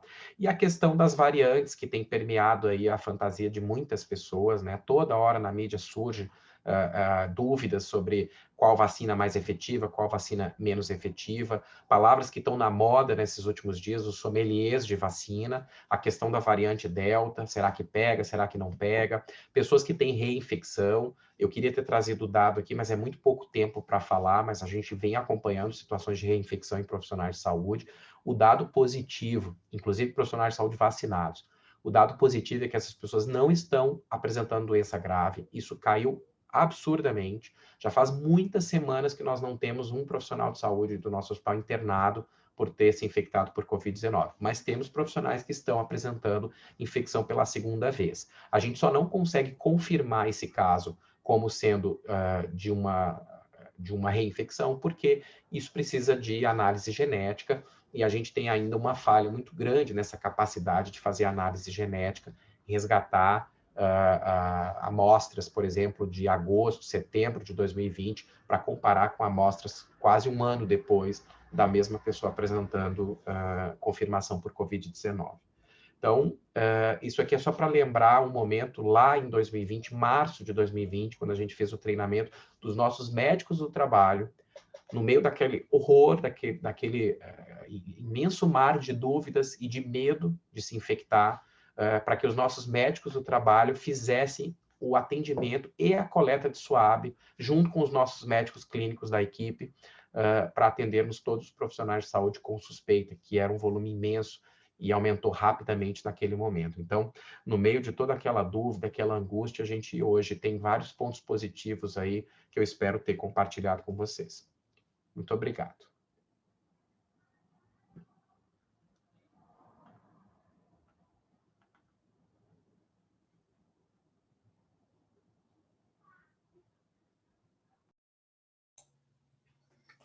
Doutor Fábio, muito obrigado pela maravilhosa exposição. Doutor Juarez Cunha está ouvindo? Estou. Tudo bem, Juarez? Me atrasei, mas cheguei. Juarez, algumas considerações que queira fazer? Primeiro, dar os parabéns, né, para Cíntia, Cristine e Fábio, foi excelente. É tão gratificante escutar tudo isso, né, que na verdade eu sou intensivista pediátrico, né, então eu trabalhava no clínicas, mas já saí. E atualmente eu estou na vigilância em saúde em Porto Alegre, mas também desde a pandemia eu já estava no processo de saída da secretaria. Então, compartilhar, né, essas informações, ter a possibilidade de escutar tudo isso, a experiência dos colegas aí, e eu acho que assim todos foram igualmente disseram algumas coisas que são fundamentais, né? É um aprendizado constante, a gente, eu acho que continua aprendendo, né?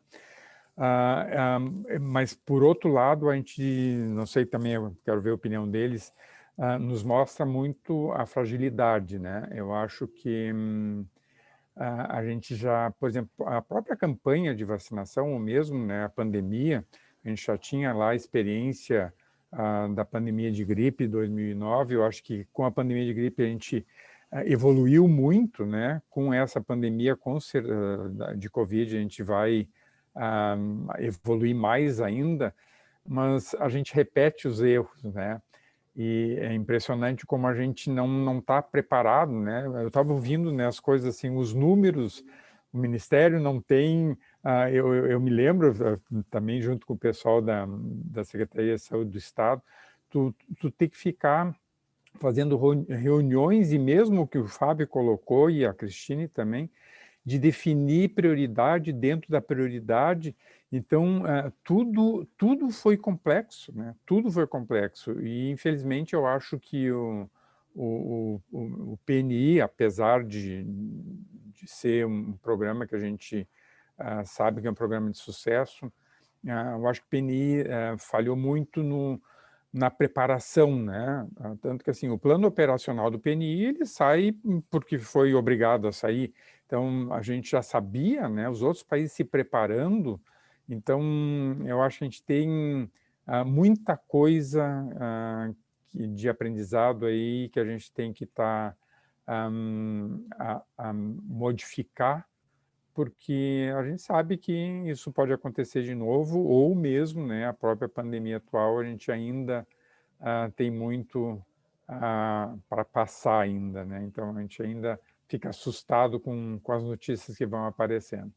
Mas fico muito feliz, assim, né, com a Cristine lá em Passo Fundo, por terem conseguido também essa adesão toda, né?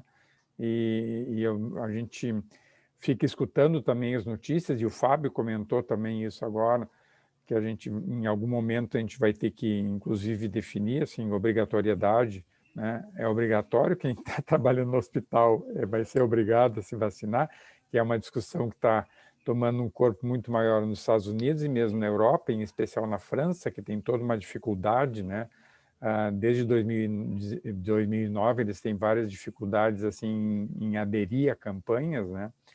A gente sabe que o nosso povo brasileiro acredita em vacinas, participa nas campanhas, mas, ao mesmo tempo, a campanha da gripe esse ano é um desastre total.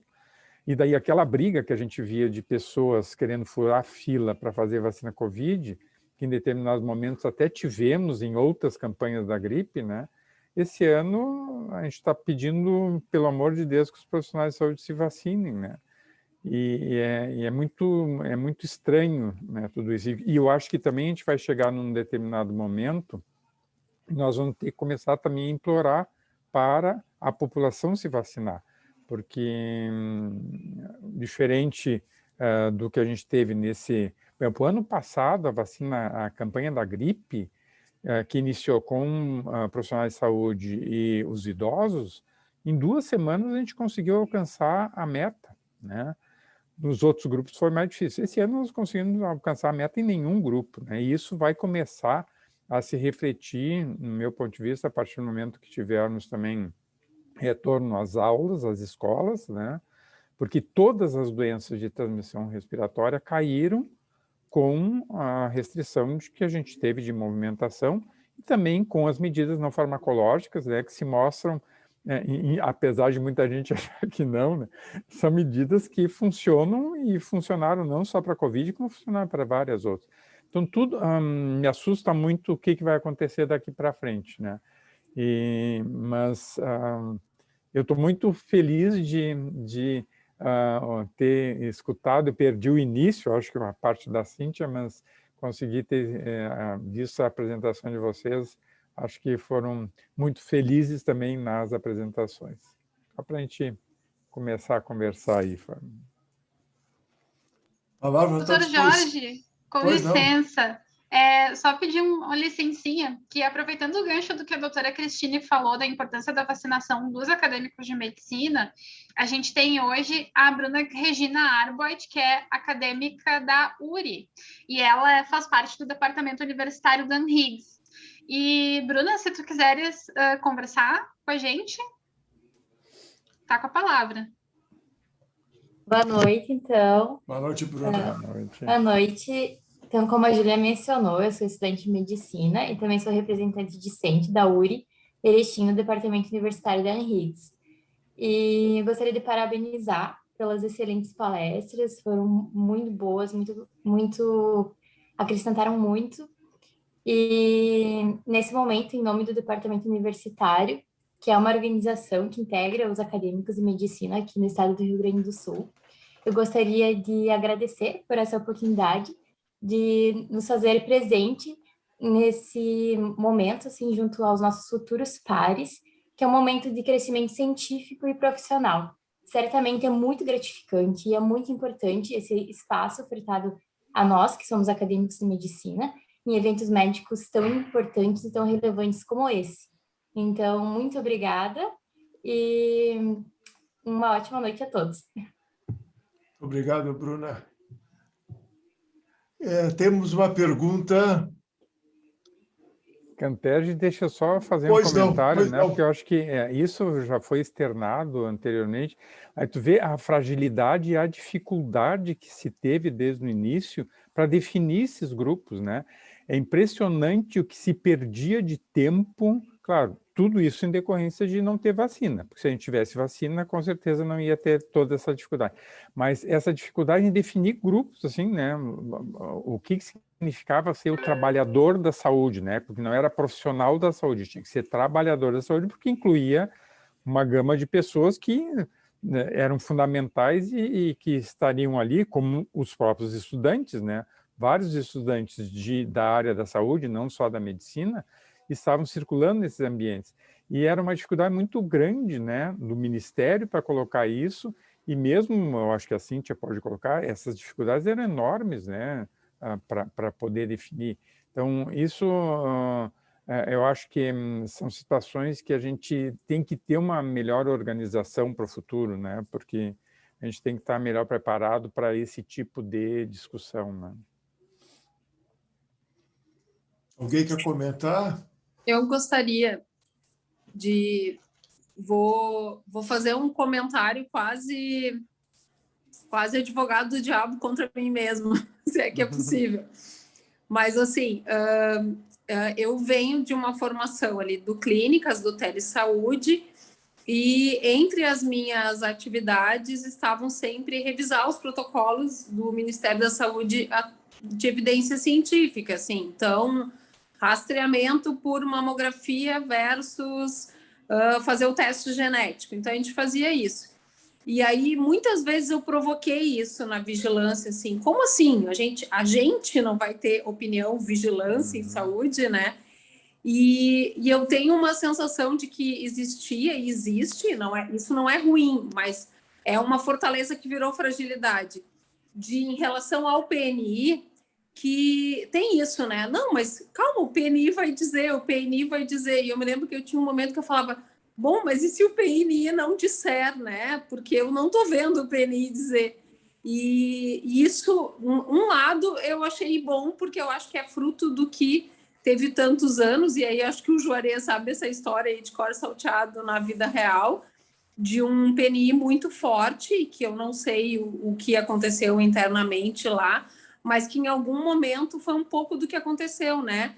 Se ficou sem liderança, e o técnico que tem muita experiência e sabe fazer, ele sempre tinha um norte que juntava as pontas e diminuía esses conflitos que a gente viu, tipo a doutora Cristine falando, o Fábio falando, porque as limitações vinham bem fracionadas. E aí aqui, tipo, quando o Estado tenta fazer o papel, digamos assim, do governo federal, tu não é o chefe da fronteira, né? Tu tem limitações de poder. Então, tu vai tentando fazer consenso.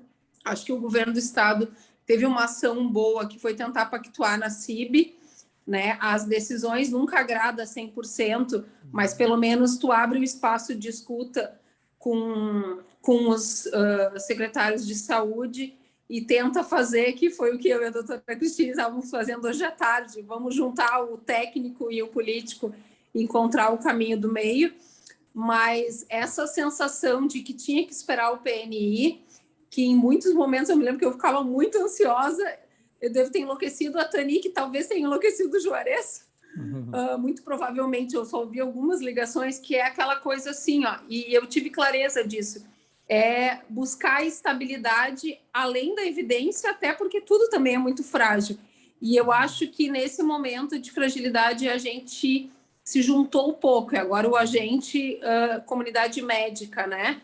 Porque em muitos momentos a gente não teve fortaleza. Aí a gente teve pontos bem fortes que me pareceram. Acho que a sociedade de infecto e a de imuno foram as que melhor se posicionaram. A minha sociedade de medicina de família, que teoricamente faz medicina preventiva, foi muito frágil a atuação, que são coisas que eu me lembro que em momentos eu tenho um caderninho assim de coisas para questionar no futuro, que está entre isso, assim, né? O papel de determinadas sociedades da área da saúde em relação à parte técnica, biomédica dura, que a gente tem que rever depois, porque se der um caos desse novamente e a gente não tiver minimamente a sociedade se organizando para assumir a frente, dependendo de onde a gente está, o que vai acontecer, né? Eu tive essa angústia. Acho que no final deu certo, porque a gente tem técnicos com tanta experiência que eles fizeram decisões em muito curto tempo e que não foi com mais antecedência, porque tinha essa dependência do Ministério da Saúde, e mesmo assim deu certo. Hoje, quando eu paro para pensar, cálculos de seringa e essas coisas, vem todo de um histórico que faz dar certo, mas que tinha vários pontos que podiam dar errado. E essa não independência técnica, que sempre foi uma fortaleza, acho que pode ter virado uma fragilidade nesse momento, porque a gente sempre trabalhou com braços assim, perto, mas sem crítica, sem discussão de evidências, e que talvez aos poucos a gente tenha que pensar em unir mais a academia com a assistência à vida real, assim, sabe? Trocar mais.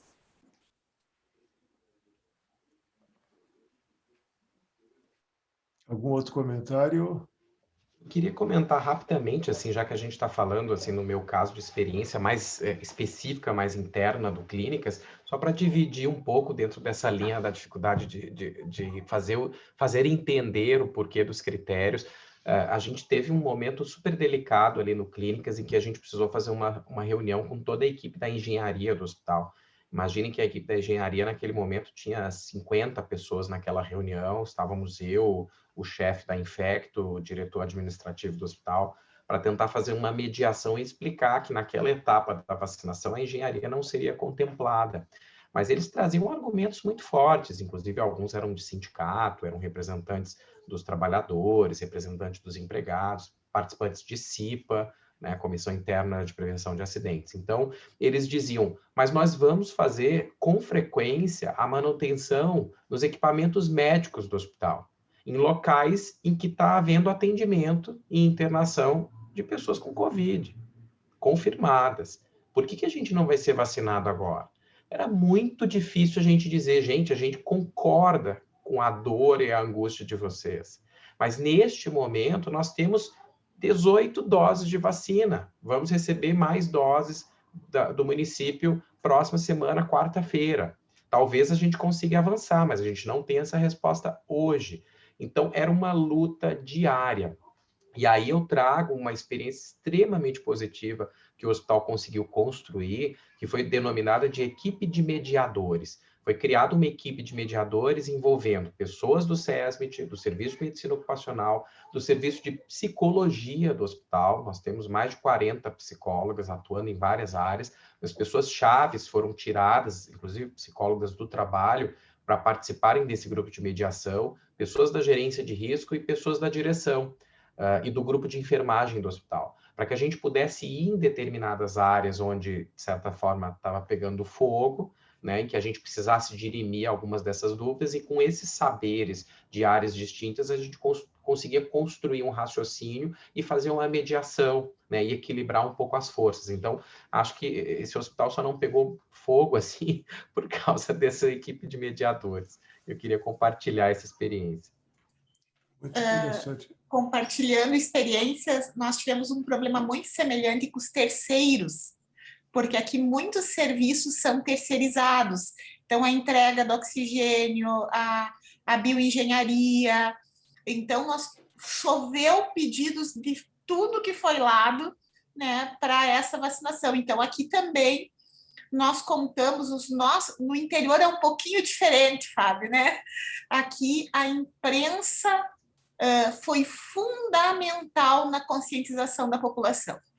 Então, o trabalho até, eu digo que árduo, porque você está sempre disponível o tempo inteiro para várias rádios, por exemplo, é bastante cansativo, mas ter essa paciência de dar a explicação para as pessoas, realmente uma grande mediação, né? Uma grande mediação. E eu digo que em Passo Fundo, a imprensa, e aqui um olhar muito especial, a imprensa do rádio, que chega mais próxima às pessoas aqui do interior, ela foi fundamental para essa sensibilização, né, da sociedade. Então, ela nos ajudou muito, tanto na captação de pessoas, né, inclusive pro influenza aqui, no dia D, nós fizemos um dia D, um dia que não vacinamos Covid, ela foi fundamental para esse chamamento. Né? Então, para nós aqui, dentro do hospital, a gente também trabalhou com uma equipe mediadora, mas na sociedade, o grande mediador foi a imprensa, né, aqui no nosso município. Agora, isso, Cristina, eu acho também expõe uma outra fragilidade que a gente tem falado muito, que é uma total falta de comunicação do Ministério da Saúde, né?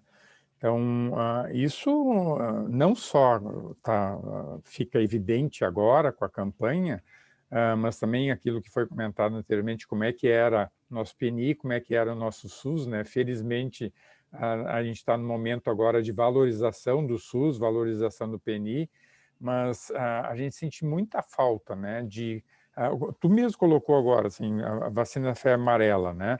Então, a vacina da febre amarela também é uma adesão baixíssima, as pessoas fazem, e ninguém reclama se é obrigatório fazer vacina da febre amarela para visitar algum país do exterior que seja obrigatório.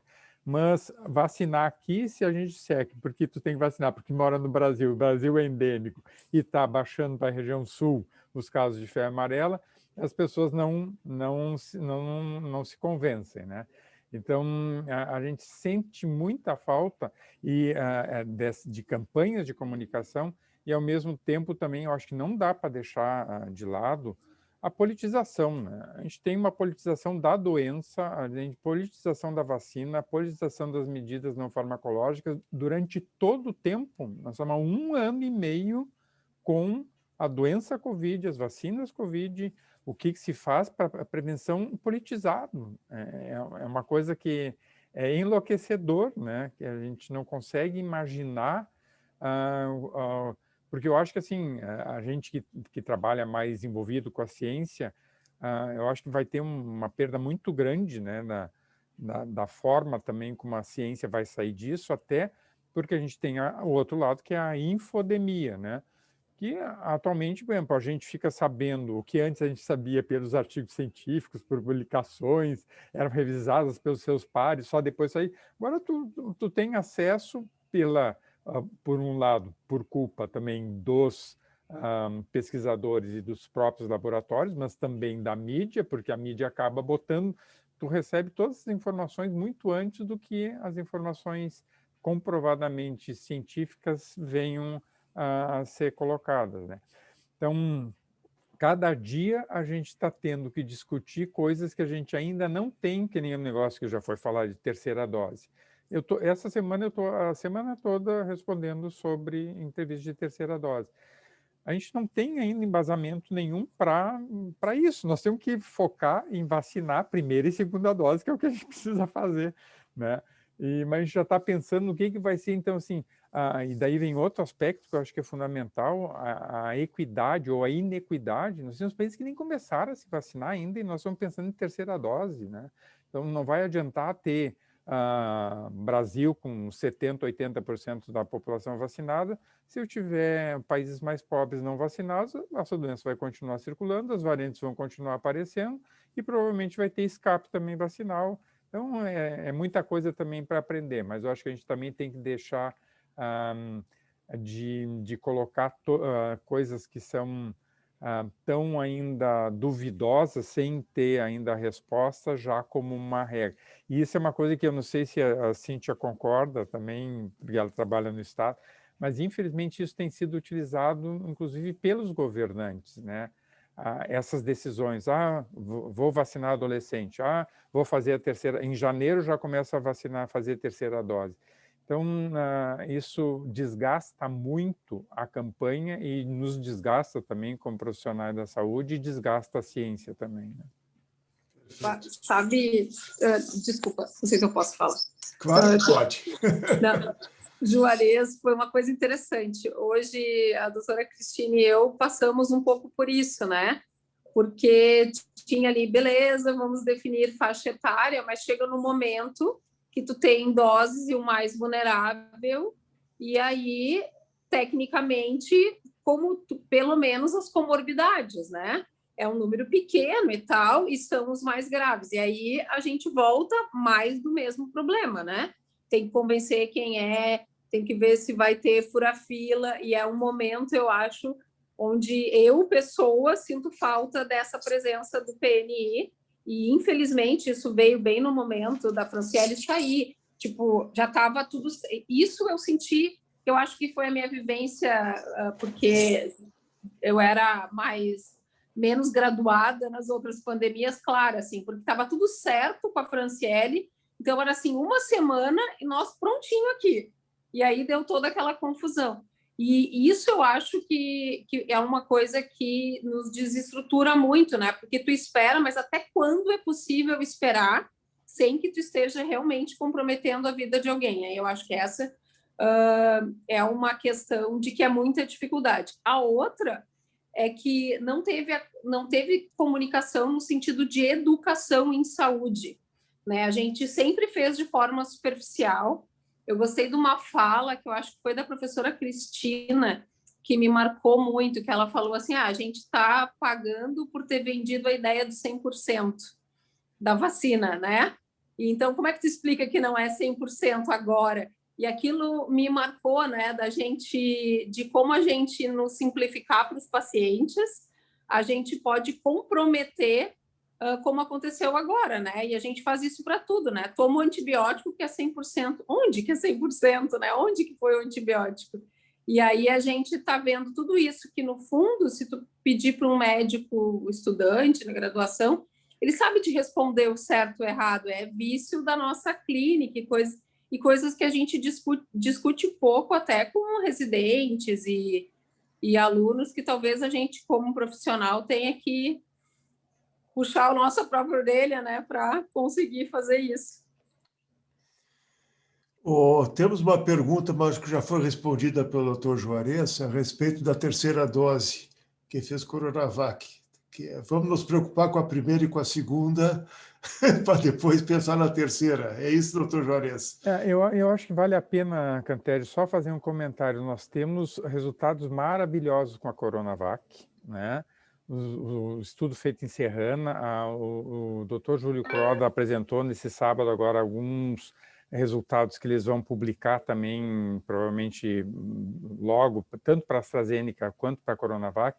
Então, são vacinas que protegem na vida real, são efetivas e diminuem, como o Fábio mostrou, os próprios dados, assim, num micro, que é um local mais fechado, mas as vacinas que foram utilizadas foram essas, né? AstraZeneca e Coronavac. Elas mostraram que são efetivas, diminui a doença grave e diminui a morte. Como a Cíntia falou também, eu acho que a gente errou e entrou junto naquela coisa, porque os laboratórios, eles faziam press release dos resultados, né?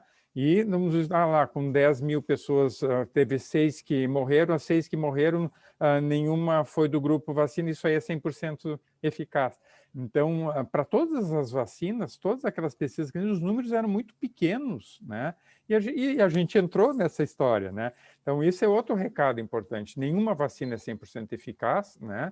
Mas todas as vacinas que nós temos atualmente em uso estão mostrando na vida real que são efetivas, né? Elas evitam doença moderada, grave e morte. Isso é independente da vacina. Nesse momento, não se sabe ainda a necessidade de terceira dose. Nós não sabemos o tempo de proteção. São plataformas diferentes, a gente não sabe como é que vão se comportar as plataformas diferentes com as diferentes variantes também, né? A carga da doença, a carga do SARS-CoV-2 vai ser fundamental até para a gente ver as possibilidades de novas variantes. Tem muita coisa que a gente vai ter que, talvez, fazer intercâmbio de vacina. O tio foi vacinado com determinada vacina, fez as 2 primeiras doses com uma vacina, talvez tenha uma resposta melhor que uma terceira. A terceira vacina vai ser uma que seja mais fácil de produzir de acordo com a variante? Nós não sabemos ainda, né? Então, é muita coisa que a gente... Será que a gente vai ter que repetir anualmente que nem gripe? Não sabemos, ou repetir que nem de 10 em 10 anos que nem tétano? Nós não sabemos ainda. Então, é muita coisa nova, e eu acho que a gente tem que tentar ao máximo passar para a população, tranquilizar de que o principal objetivo que a gente tem agora é realmente ampliar nossos números e continuar com as medidas não farmacológicas, porque são fundamentais, né? Muito bom, excelente. Doutor Fábio, doutora Cíntia, só uma pergunta.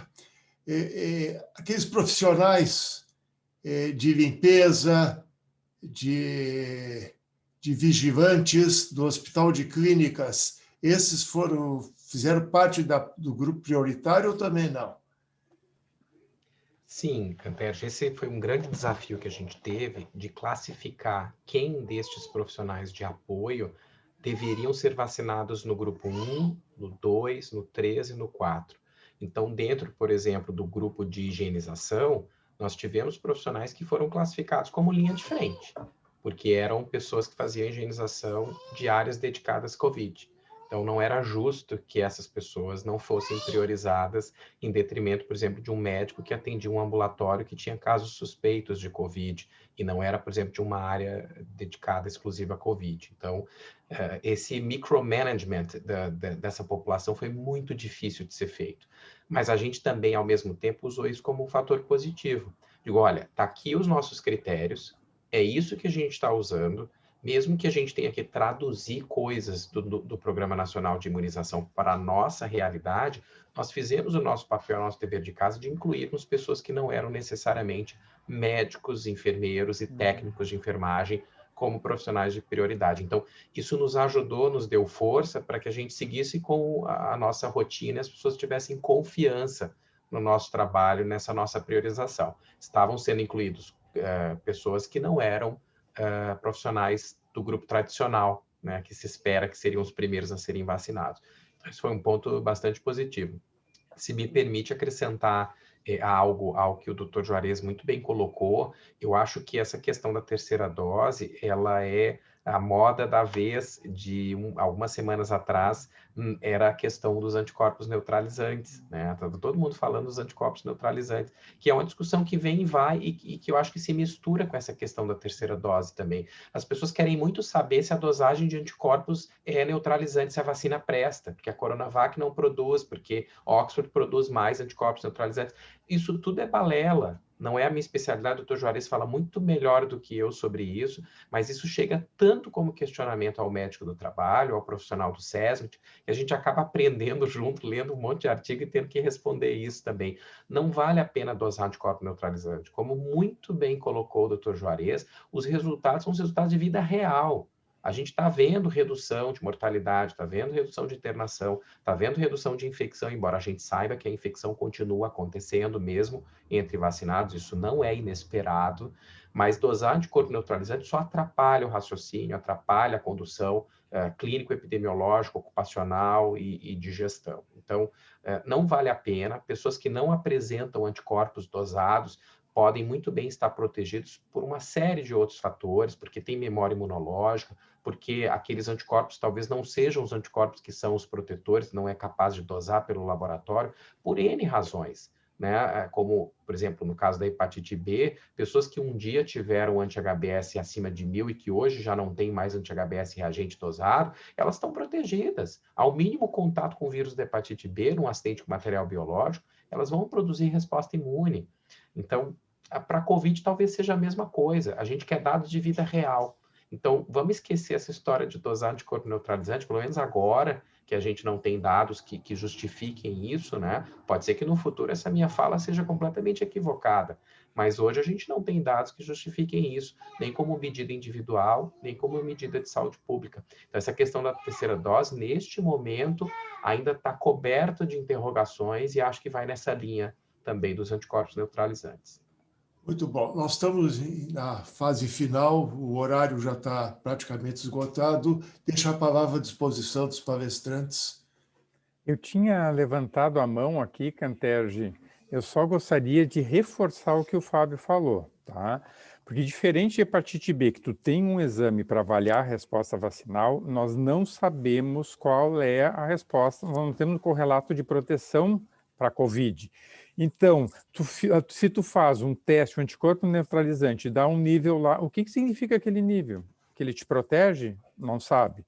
Ele vai durar? Não sabe.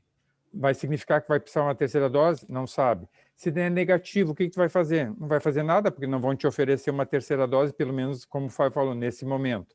E a resposta que a gente está vendo de vida real está mostrando que os anticorpos neutralizantes não são fundamentais nesse momento. Então, a Organização Mundial de Saúde não preconiza, CDC não preconiza, Anvisa não preconiza, mas, infelizmente, é impressionante o que as pessoas estão gastando de dinheiro fazendo com isso. Então, se doassem esse dinheiro para quem está precisando e não está tendo o que comer, seria muito melhor, porque não adianta nada. Tu não vai te tranquilizar com um teste alto, porque não vai significar nada, né? E se ele for negativo, também não vai significar nada. Então, acho que é só reforçar o recado do Fábio aí, foi muito bom ter participado. Eu acho que é uma campanha que a Ambrix pode levar para frente, né? Eu acho que é bem interessante. De gastar dinheiro com esses exames que doem. Interessante. Isso. Na sindemia, dar alimento é salvar vidas. Exatamente. Canterge, nós temos o nosso IVS, Instituto Vida Solidária, que está carente de necessidades, que atende a nossa vila aqui no lado, né? Exatamente. A doutora Dilma está participando também, que é a coordenadora.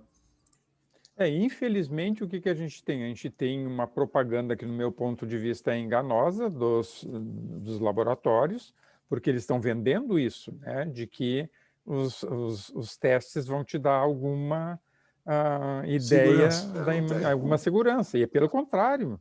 Quem se acha, como também o próprio Fábio falou, pessoas que tiveram Covid estão tendo Covid de novo, não é só no clínicas que isso está acontecendo, pessoas vacinadas também podem ter Covid, né? Então, eu acho que é muito triste que a gente veja tanta gente gastando dinheiro e tanta gente também fazendo propaganda de que esses testes servem para alguma coisa. E, para esclarecer, o governo do estado lançou uma portaria que me orgulho de ter colaborado para escrever, junto com o Conselho Regional de Farmácia, apoiado muitíssimo por eles, orientando isso porque a gente estava tendo registro desses exames de anticorpos positivo como caso, o que é caótico para a gestão, né? E entre as coisas que foram colocadas, está colocado que é obrigação do profissional de saúde, né? Parece óbvio, mas a gente escreve óbvio na pandemia, de orientar que esse exame não tem capacidade de dizer isso. Então, a gente tem uma portaria estadual que diz isso, visto que a gente não pode proibir a comercialização, a gente pode, pelo menos, proteger o farmacêutico para que ele garanta a informação correta sem ter o seu emprego, né, prejudicado, considerando farmácias privadas. A gente teve um conselho, uma live com o CRF de qualificação, um modelo de declaração que fazia um passo a passo, mais ou menos como a gente faz com um aluno de medicina, sabe? Por que tu vai pedir esse exame? Se vier negativo, tu sabe o que fazer? Se vier positivo, tu sabe o que fazer? O que te diz um positivo? O que te diz um negativo? Para ajudar o farmacêutico a todas as informações que ele tem que dar para uma pessoa antes e após o teste. Doutora Cristina. Cristine. Queria agradecer, né, essa oportunidade de conversar com os colegas. Todos os pontos aqui são polêmicos, né? Inclusive dentro da nossa própria classe, né? Nós estamos também polarizados, também divididos, e essas oportunidades servem para nós nivelarmos a informação e falarmos como classe novamente, né? E isso foi sensível para toda a população, que a classe médica está dividida, e isso não é bom para a nossa profissão. Então, eu penso que essas oportunidades servem para falarmos a mesma língua, nos acertarmos nos conhecimentos, e é sempre um prazer escutar os colegas. O Fábio eu não conhecia, a Cíntia já é minha colega de debate, né? E doutor Juarez, foi um prazer lhe ver novamente, né? Agradeço muito essa oportunidade da Anhiggs, né? Doutor João, muito obrigado pelo convite, doutora Miriam Ferrari também, né, que me convidou também aqui por Passo Fundo, né, e deixo um abraço de todos os diretores da MEPLAN aqui da nossa Sociedade do Planalto Médio. Muito obrigada. Obrigado, nós é que agradecemos. Doutor João Rogério. Ok. Obrigado pela oportunidade, Cantejo, mas eu queria, em primeiro lugar, agradecer a participação de todos vocês. Nós sabemos das dificuldades em termos de trabalho que essa pandemia está causando com todos nós. Eu queria pegar um gancho, viu, Cíntia, da tua colocação ali, que essa nova diretoria que está agora desde outubro na Anhiggs, ela está querendo promover, através do Dr. Gerson Junqueira, o protagonismo médico no Estado. Então, quem sabe a gente consegue reunir, consegue reaproximar o que está separado. E realmente, viu, nós estamos polarizados, nós estamos, né, na questão política, na questão técnica, na questão científica. Então, o que nós queremos dentro da Anhiggs? Que é o que está se resgatando através das caravanas. Hoje está acontecendo a 5ª caravana. Nós queríamos estar, no propósito do Dr. Gerson, era de ir pessoalmente e presencialmente nas regiões. Tanto que em Dom Pedrito, no mês passado, se fez de uma forma híbrida. Então, o que se aproveitou? Nós conseguimos hoje atingir o estado todo. E digo para vocês, a dificuldade de um tema que nós temos assim de uma relevância, uma importância tão grande, olha a dificuldade, Fábio, Cíntia, Cristine, de poder colocar isso em prática. Foi lá e aplicou a vacina. Excelente, mas como é que é todo o mecanismo para chegar numa cidade que tenha 9 mil, 10 mil pessoas vacinadas com primeira dose e que tem municípios que não tem nem isso de pessoas vivendo na cidade? Então, essa complexidade, essa dificuldade, o que nós da Anhiggs, através das caravanas, queremos montar? Aproximar a Anhiggs como sendo um guarda-chuva, certo? Na questão científica, questão técnica, deixando as questões político-ideológicas, políticas partidárias de lado, e que a gente consiga unir 3 entes, ANRIGS, as sociedades e especialidades, que hoje está representada por ti, Juarez, por ti, Cristina, Fábio, da nossa Sogante, que nós somos parceiros dentro da diretoria, junto com o Canterge, né? Da Sociedade, né, de Medicina Comunitária, através de ti, Cíntia, juntando o Estado, né? Tendo uma ideia, tu, Cristine, como secretária da Saúde na cidade, que nós estamos vendo, nós médicos, muito politicamente afastados de tudo. E não tem como fazer nada sem política. Então, eu não quero me alongar mais, a gente já está num bem avançado, com um tema muito gostoso, com as discussões muito esclarecedoras, e queria dar um parabéns a todos vocês. E mais uma vez, assim, ó, deixar de forma virtual, mas que vai ser entregue depois, um mimo da ANRIGS, certo? A todos vocês que nos auxiliaram nesse dia de hoje, que nos abrilhantaram com esses temas, mostraram, assim, comprovaram que nós, gaúchos, temos uma medicina muito forte e que a gente pode, né, melhorar. E, principalmente, que a gente possa fazer uma coisa, nós transformarmos a nossa classe protagonista, né, que não seja, daqui um pouco, a política, que não seja a comunicação, o jornalismo, que vai começar a tomar posições que nós não estamos fazendo. Mas isso é com o tempo. E queria aproveitar mais um momento, Canterge, antes de passar a palavra para tu encerrar, que a próxima caravana digital vai ser realizada em Pelotas e provavelmente vai ser também de forma virtual, porque a doutora Clarice Castanho, junto com a Sociedade Médica de Pelotas, que é extremamente forte, eles já estão organizados, eles têm uma estrutura física para poder receber a diretoria da ANRIGS. Então, o bom do digital é que vocês vão poder também participar das próximas atividades. Então, a gente consegue juntar o Estado todo num evento só. Mais uma vez, muito obrigado a todos pela disponibilidade de gastar um pouco do seu tempo para a gente poder participar dessa discussão. Realmente foi uma discussão muito rica e nos deixou com algumas dúvidas como deveria acontecer, que nós temos mais dúvidas ainda. Agradeço a todos pela participação. Sejam todos, esperamos todos na próxima. Quando é, Rogério, a próxima caravana? Vai ser dia 8 de agosto, nesse mesmo horário. Perfeito. Certo? Muito obrigado a todos. Boa noite. Boa noite a todos. Boa noite a todos. Até mais.